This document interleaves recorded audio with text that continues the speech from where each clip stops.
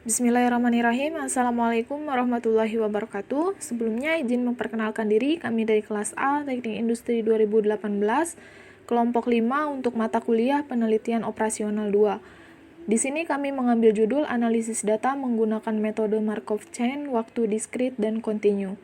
Kami beranggotakan 5 orang, yang pertama Melani Dewi Wulandari, yang kedua Danu Ramadan, ketiga Tis Asrobiah, keempat Ramadeska, dan yang terakhir ada Satria Septiwijaya. Untuk kelompok kami ini akan menjelaskan mengenai data diskrit. Untuk mempersingkat waktu juga, kita next ke pembahasan selanjutnya. Dalam bab 1 terdapat pertama latar belakang, kedua rumusan masalah, ketiga tujuan, keempat batasan masalah, kelima sistematika penulisan. Selanjutnya ada bab 2 yaitu kajian pustaka. Dalam kajian pustaka terdapat state of the art yang diambil dari beberapa hasil penelitian terdahulu yang digunakan sebagai acuan dalam penelitian yang akan dilakukan. Dan pada bab 2 terdapat teori-teori yang akan dilakukan untuk digunakan sebagai acuan dalam penelitian ini. Selanjutnya ada bab 3 yaitu metodologi penelitian. Dalam bab 3 metodologi penelitian yaitu masalah-masalah yang terdapat pada kasus tersebut diuraikan secara prosedur pemecahan masalah yang menggunakan flowchart. Kemudian bab 4 pengumpulan data dan pengolahan data. Dalam bab ini, pengumpulan dan pengolahan data terdapat dua model yang berbeda, yaitu model diskrit dan model kontinu. Dan yang akan dijelaskan yaitu model diskrit.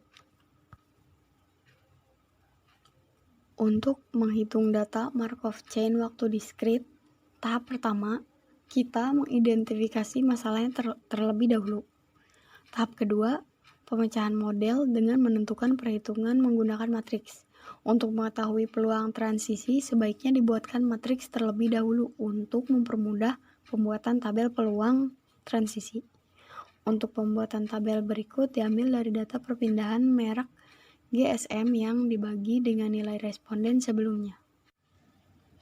Setelah melakukan perhitungan menggunakan matriks, selanjutnya ada tabel peluang transisi yang sudah terbentuk, yang dari merek pertama digunakan ke perpindahan ke merek yang digunakan pada saat ini.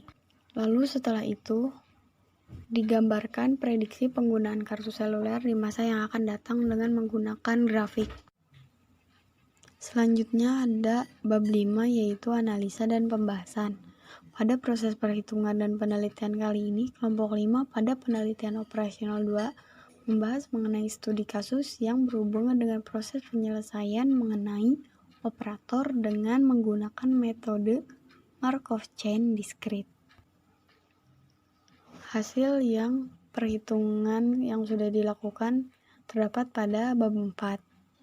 Dengan hasil akhir yaitu terdapat pada tabel peluang transisi. Terakhir ada bab 6 kesimpulan dan saran. Kesimpulan pertama yaitu Markov Chain merupakan sebuah sistem dengan peubah acak yang berubah terhadap waktu. Dalam kasus pemeliharaan mesin, untuk mengatasi persoalan biaya dapat menggunakan metode Markov Chain yang kontinu. Perhitungan menggunakan metode Markov Chain yaitu sangat efektif apabila digunakan untuk memperkirakan waktu pemeliharaan mesin, misalnya. Adapun terdapat saran yang pertama yaitu untuk menganalisa menggunakan metode Markov Chain, sebaiknya peneliti harus memahami teorinya terlebih dahulu. Yang kedua, dalam menganalisa gunakan metode yang sesuai kebutuhan penelitian dan sesuai dengan apa yang kita pahami. Yang ketiga, mencari referensi tentang teori Markov Chain yang lebih banyak lagi.